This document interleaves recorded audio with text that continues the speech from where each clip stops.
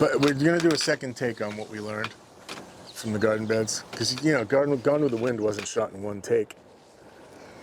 Good morning. Good morning. Welcome to our elevated garden. Welcome to our elevated garden. It's 2023. And last year was our first year with these beds. And it's worth taking a moment to reflect. It is. So I'd like to start. Please do. It's awesome. Yeah. It's we thought we were going to get off the ground and control weeds and use less effort, water, fertilizer, no-till, and it was going to be pleasant and productive, and it was all those things. It was all those things. We talk about how much work it was in the beginning. And yes, we put in like 20 beds at one time, which is a little crazy. Don't do that. But you know what? If you don't have a garden at all and you're beginning your gardening, whether, you ground, whatever, it's all hard work. Yeah. Starting a garden is hard work, no matter what your path is. So, Right. Sure, it was hard work, but you know what? It's not hard work anymore. No, it isn't really. It's a breeze.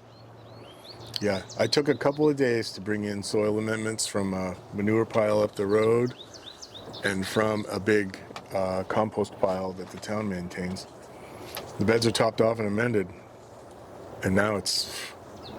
Yeah, they settle a bit over the winter. I mean, because it was the first year, they settle a little more, but it's actually a positive thing because you can do the soil amendments. Yeah. Yeah, and you're only disturbing the top, maybe 6 inches. So we're still keeping our permaculture below and all of the beneficial.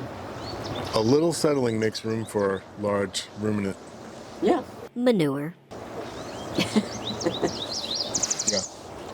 So we used wood chips to fill the beds, and people ask us that, and I always say it's a great compromise. Because manhandling logs, a lot of logs that are all different shapes and sizes into the beds, is great, but it's a little awkward and not efficient. It creates a lot of space, Yeah. and you get a tremendous amount of settling. Yeah, you get sinkholes from the voids. You get sinkholes, which is bad. And you get the sinkhole during the growing season. Some of your plants just go wink. So it's... Logs are great because they take so long to break down. Wood chips, they're just so easy to handle. They're so cheap. You get a arborist who can't get rid of his wood chips and get him dumping them in your yard, and all of a sudden you have unlimited supply until you tell him to cut it out. And they're real easy to handle. You see our video last year. We filled 19 beds. Now we have 20. We have 20. 20? 21? Because aren't there 19 out here? We count every time. Again. 1, 2, 3, 4. 9, 10, 11, 12, 13, 14, 15, 16, 17, 18, 19. Oh, we have 21. 21. I lost the map. We have 21. There's 20 out here in the garden, and then there's the one next to the... I don't see a piece of paper. You think it blew away? The map blew away. Oh, there it is. What are we going to do without our map? Because it's a windy day here in Maine. Yeah, the wind's blowing northwest 10 to 20 miles an hour. Shocker. We got our map. It only took us a week and a half to make this map together. It took an afternoon. Somebody was not in the mood for it. It's a map of all the beds and what we're going to put in them. Yeah. So the wood chips. So you fill the beds and they are great. The only downsides are when you first put fresh wood chips in, they are a little hard and they don't absorb water well, so you really have to be diligent about putting the water to the beds. Especially if there was a drought like we had last year. I felt like I was out at least every other day. But then after about a month and a half or so, they swelled up and softened, and then they started working for us. And I had to put a little fertilizer to the beds. The nasturtiums turned yellow because they didn't have enough. nitrogen, I think. So I put fertilizer on the nasturtiums and then all the other beds too, and they greened right up.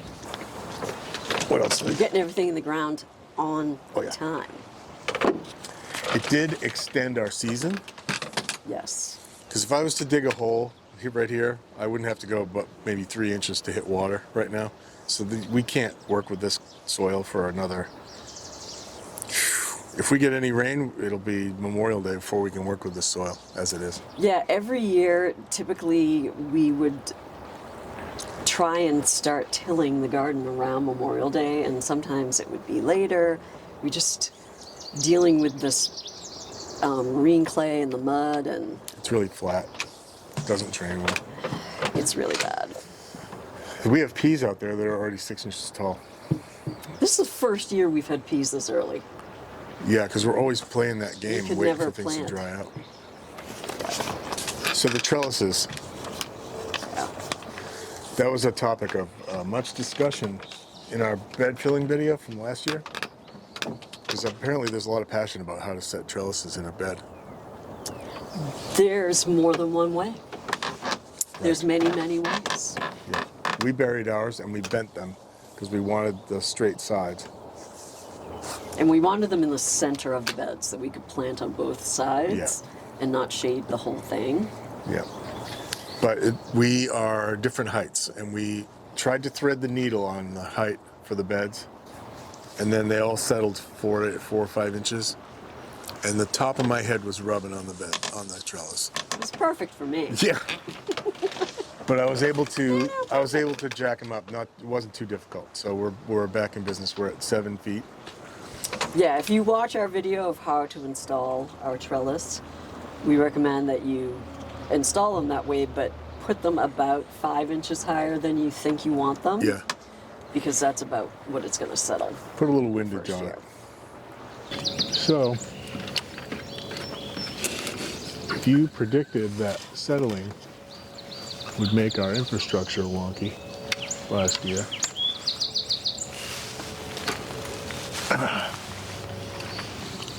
don't say anything in the comments.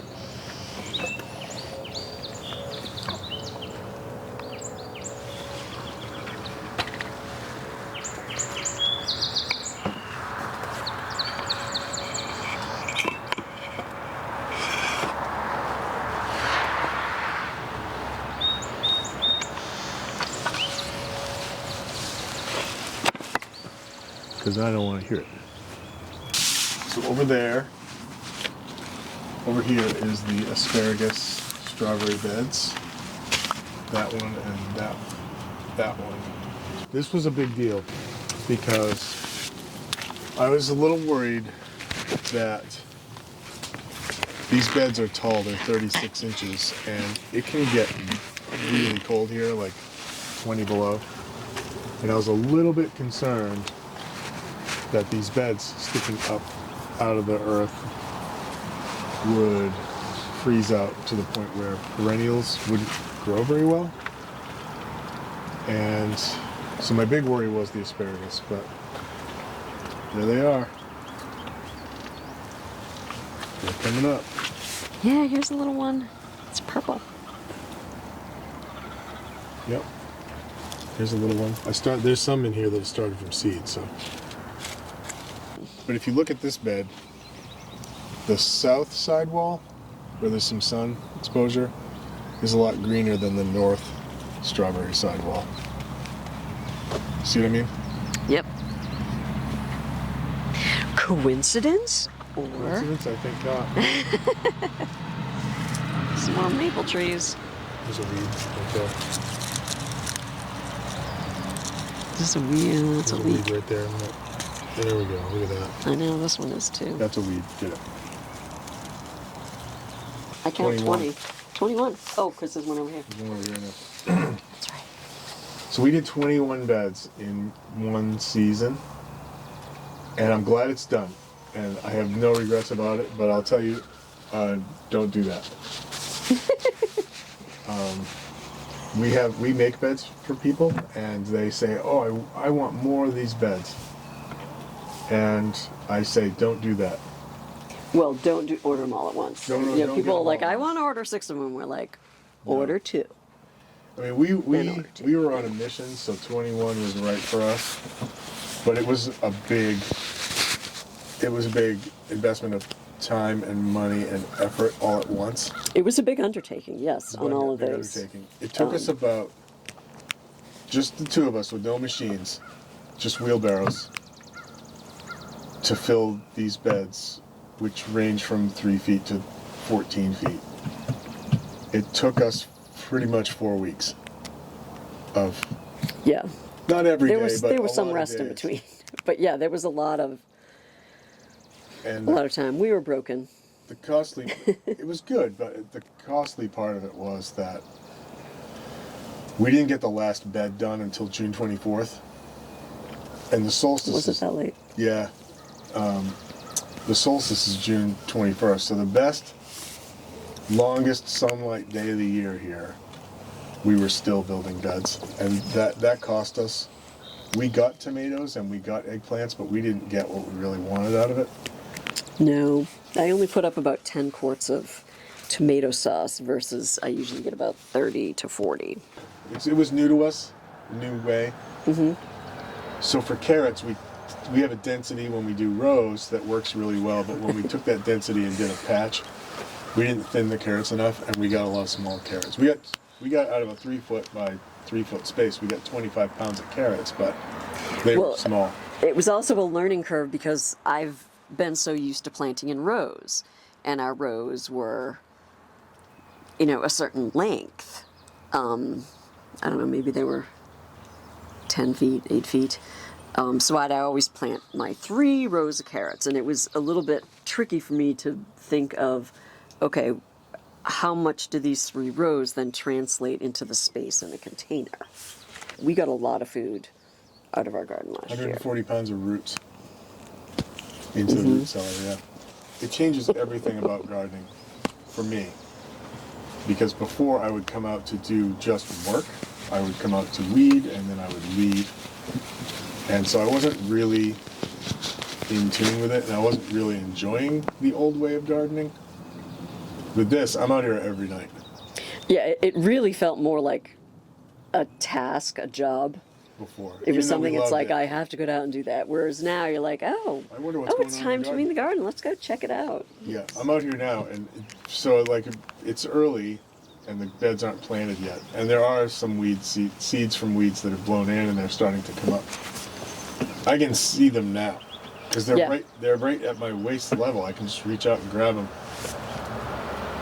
At 6 feet away from my eyeballs, I don't notice the weeds, and I'm not out here on the. And it's work to bend down. Yeah, it's a long way down. I am focused more on the planting part. I did a lot of edible flowers last year, and I tried kind of some new things, and my bed got too packed, and some of the things I wanted didn't really come in. So I'm going to be more mindful about planting my edible flowers and planting edible flowers that are a little bit more beneficial to me.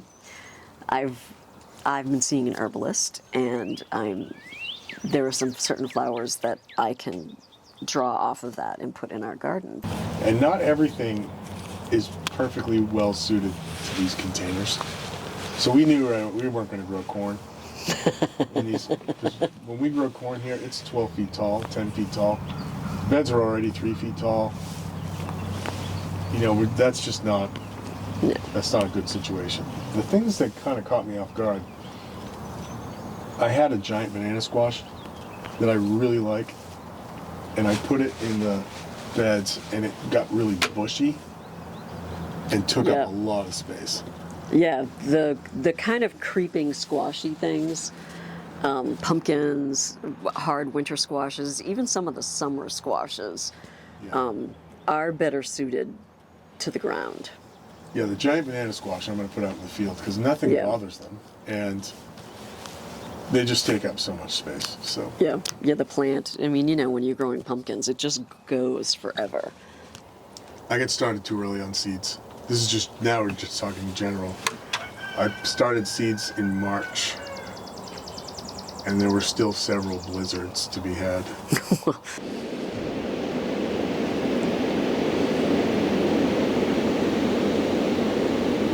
Yeah, who knew there'd be all those blizzards? So there was a lot of. We have a nice seed starting setup, but we don't want to have one of those contraptions with the lights going up and down and getting the lights down. So we have a nice setup in the basement, and if we time it right, as soon as the things germinate and stick out of the ground, we move them out to the greenhouse, and then problem solved. We don't have to have a grow facility in our house, in our tiny house. The only problem with that was by starting too early, there were still some days that were in the teens. So at nights that were in the teens, and Yeah. I was like a couple dozen times I was out here in my pajama pants, emptying the greenhouse into the kitchen, and then in the morning I'd have to bring it back out again. Yeah, we had some late, cold, snowy blizzards. Yeah, it's Maine. I should, Yeah. Well, and you read the seed packets and they're like 6 to 8 weeks before the last frost date. Well, okay. Are we gonna plant? I think it's time to plant. All right, let's plant. We got the map. So the map says,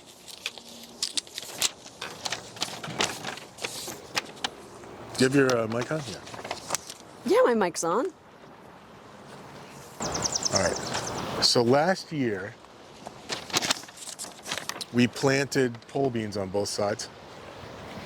And that was a mistake because the pole beans grew so invasively that it was pitch dark under here. It was a shade tunnel. It was insane. So what we're going to do this year is plant with a bias to the vine, especially the pole beans on this side, make them climb over so that the sun can come underneath and get to this bed. And we're going to plant things that are most prone to bolting on this. So there's 4 sections. There's the super sunny side, a shaded side, a slightly more shady side, and a very shady side. Yeah, thank you. So we're going to put things that are, we're going to put the pole beans here, make them come up over the top. We're going to put things that are most prone to bolting on the most shady 4th side there. Put our very sun-loving things all the way over where they're fully exposed. And I think we'll have some viney things over there, but it's going to be a lot thinner on that side. And we'll get a much better coverage. So Yeah, like our lemon cubes. Because Yeah. cucumbers don't shade much. right.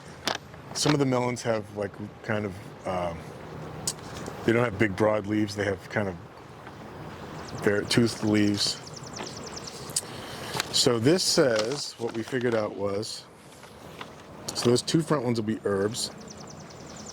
So we have bok choy over there and salad greens. Do we still think that's right? Sure. And we're putting the eggplants on the sunny side. Mm-hmm. And kohlrabi here. And then we put our cherry tomatoes on the ends last year, and that actually worked well. There's a nice big spot here, and then the end of the trellis helps it stay up, and it's not really shading much. Let's get let's do the salad greens and the bok choy down this far side. Okay. Let's We get should them. have some seeds too. Yeah. I didn't bring out the seeds. Why don't you check out the greenhouse while I go get some seeds?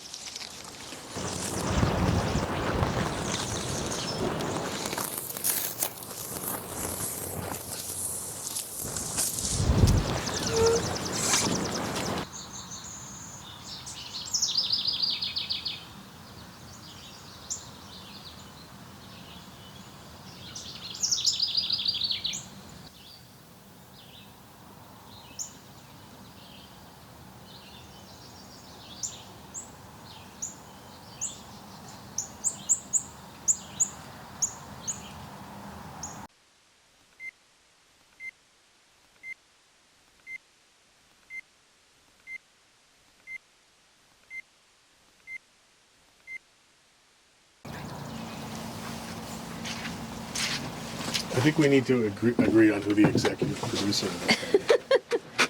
Well, me being the chief creative officer,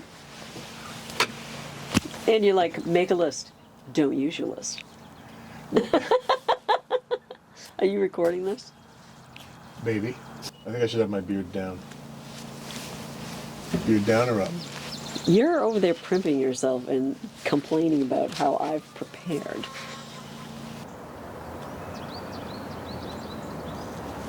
I wrote something down here, but I can't read it. Please note that he's holding his thing, reading like this. No. As he previously warned me. Yeah. Be natural, I said.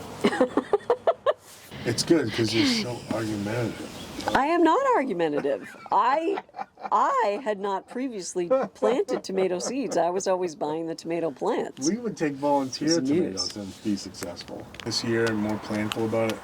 Well, you couldn't get any more wild than you did last year.